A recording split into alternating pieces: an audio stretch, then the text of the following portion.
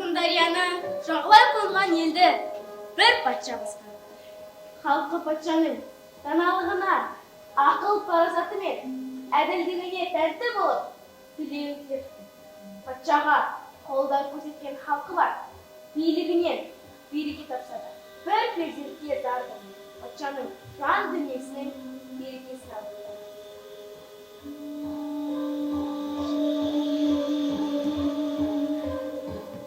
Қанша заман өтті екен, кім түбіне жетті екен? Сейхун болған дария неге сыр болып кетті екен?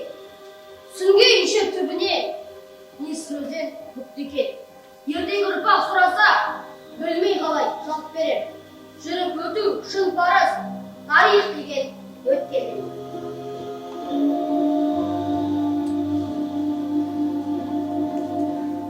Бұл оқиға талай іргелі елге қазы, жағалай қонған, жалпақ жұртқа азық болған, алталаш ана деп таныған, сыр елінің Дархандариясының ана атауына бір сыр шертетін аңыз бәлкім. Бірақ аңыздың ішінде шындықтың шым-шымдай үлесі болады емес пе ағайын? Сіз не дейсіз? Көрелік. Сырдария сыры!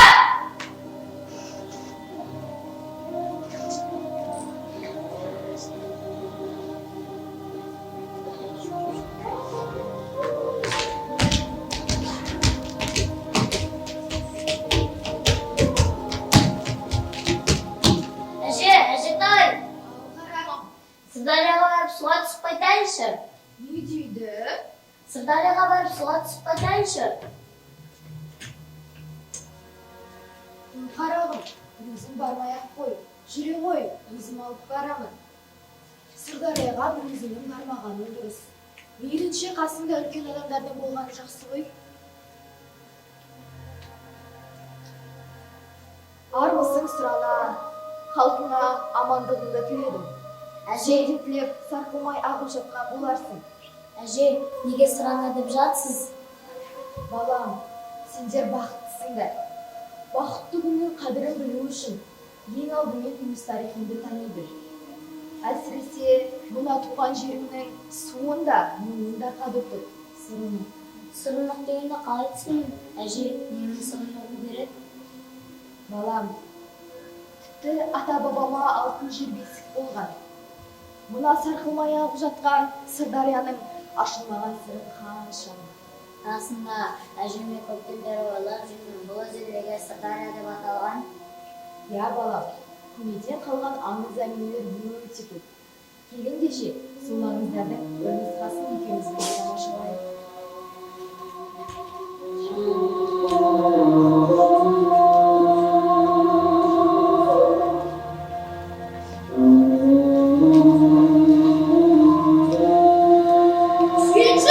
Сүйінші қалқам, ортаңызға патша келе жатыр.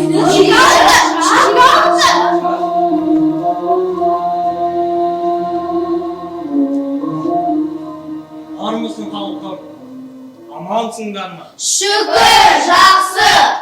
Кімде қандай өтініштерің бар? Менде бір өтініш бар, ханем.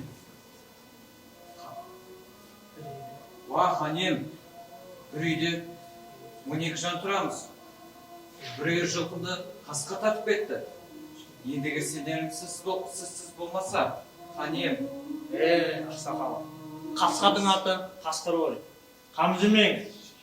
Бас өзі, менің қазынамнан мына үлкен кісінің отбасына 2 үй келетін алтын берілсін. Болады ханем.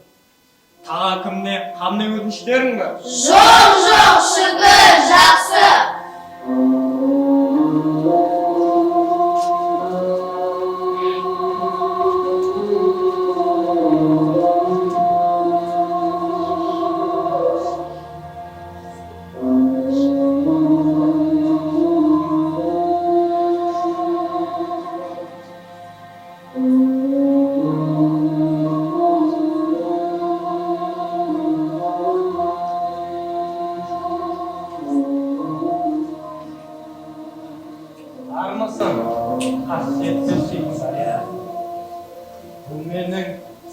45-ші жазым.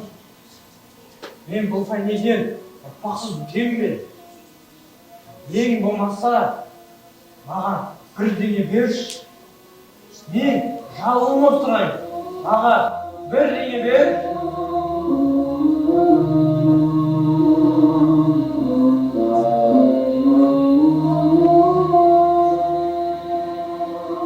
Міне осылай патшаның әйелі құрсақ көтереді.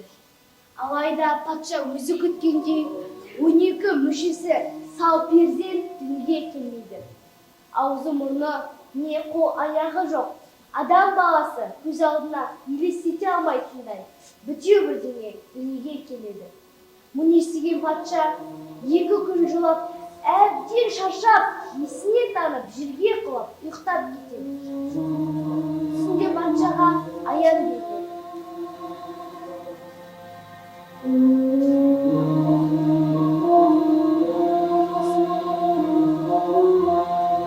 Сен берімді Алла, осы қартайған жасында көрейін дегенім осы ма еді? Маған берер сыйың осы ма еді?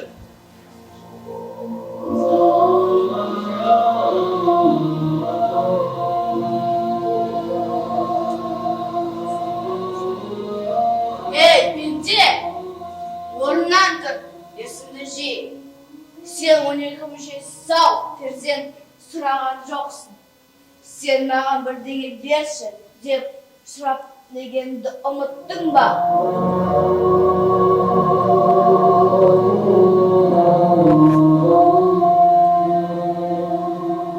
Ей, пенде! Саған бермейтін патшалық сезім берілді. Сен әрине халқыңа жайлы болдың. Енді саған берілетін соңғы мүмкіндік бар. Ол бұлай.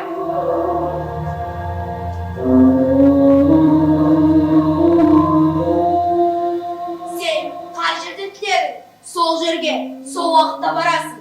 Ол үшін өзіңнің бас уәзіріңді және шарананың арасын аласың. Және өзің бастап баруың керек.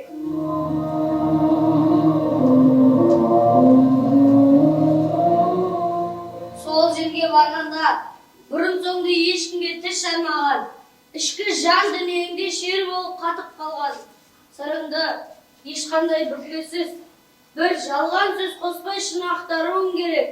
Егерде сөздеріңе бір жалған сөз қосылатын болса, бұл соңғы мүмкіндіктен айырыласың.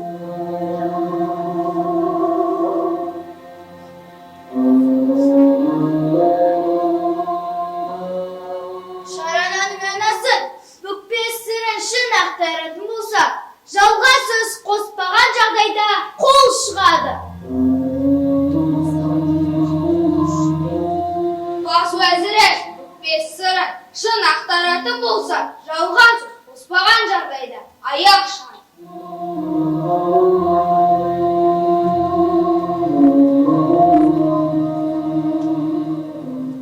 Ал пенде, өзің бүкпесіз сырыңды шын ақтаратын болсаң, жалған сөз қосылмаған жағдайда бас шығады.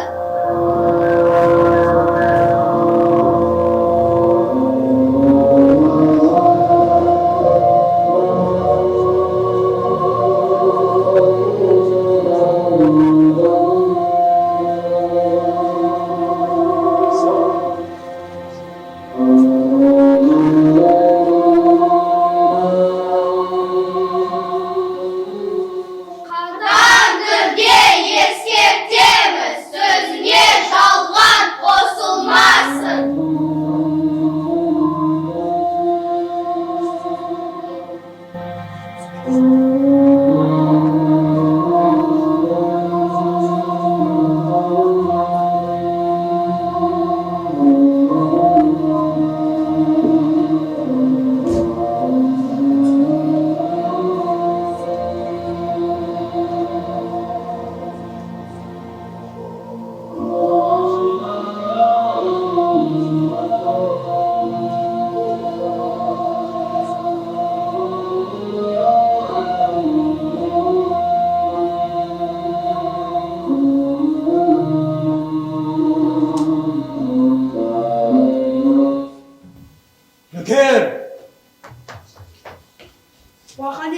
жедел түрде бас уәзір мен баланың ағасын алдыр.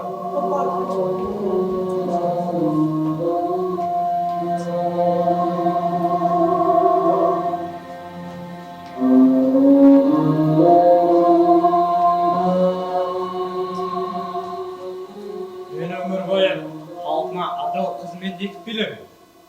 Және бір перзент сүйсем деген басты арманым болды. Бүгін және осы сәт соңғы үмітім. Сендер екеуіңе қояр талабым. Қандай сырларың бар, соны ақтарасыңдар. Бір жалған өтірік қосылмасын. Қатаң түрде ескертем. Алдымен баланың анасы сен баста. О, ханем, менің сізден айтарлықтай жасыратын сырым жоқ. Дегенмен айтайын, менің сізге өз еркіммен тұрмысқа шыққаным жоқ. Мен меңіреу құл болса да, өзім қалаған жанмен тұрмыс құрып отбасы болсам деп едім. Бірақ олай болмады. Менің бар сырым да, шыным да осы ханем. Осы сырым үшін басымды алам десеңіз, міне басым.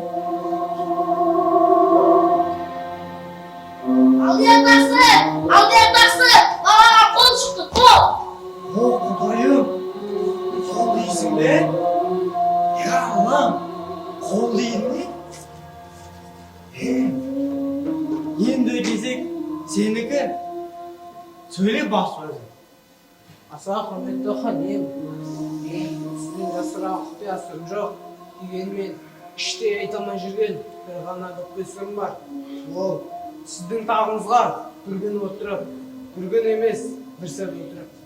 Өзімді патша сіздің келетіні рас, өкінішке орай қаншама күзет қаралбай. Судан өте алмадым ханем. Я, мен сол үшін айттым. Егер жазалайын десеңіз, мен дайынмын ханем.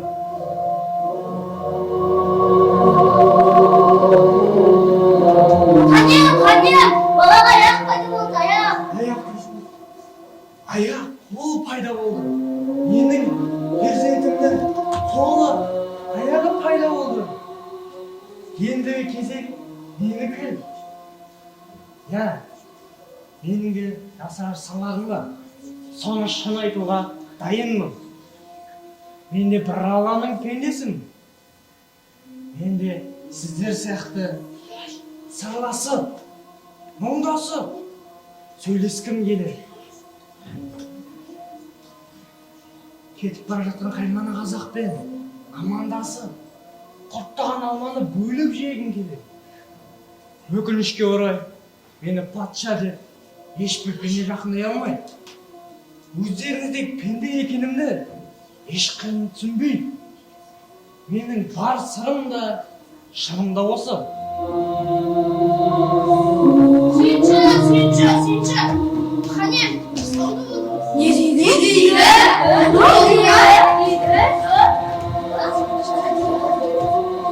Уа халқым, жұртым, мынау дария тегін дария емес екен. Бұл дариямен мұңдасып, сырласу керек екен.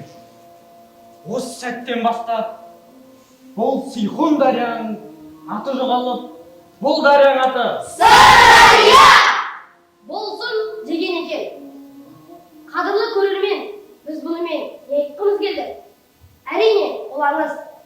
Әрбіріңіздің астарында шым-шымдаған негізі болмай ма? Қызылорда, сыр аймағында 7 аудан бар. Мен айтаралмын, мен келшеймін, мен дұрыс жолға аштым. Мен жаңалғанмын, мен қазалымын, мен қасиетті қармақшымын. Мен Сырдариямын. Сол 7 аудан бір шойын жолының, бір ұлы жібек жолының, бір Сырдарияның бойында орналасқан. Ата-бабамыз айтқандай, судың да сұрауы бар деп, бекерден бекер айтпаған. Ендеше ағай, сыраны атанған, Алаштың анасы болған Сырдарияны бағалайық. Сырдың суы сар болмасын!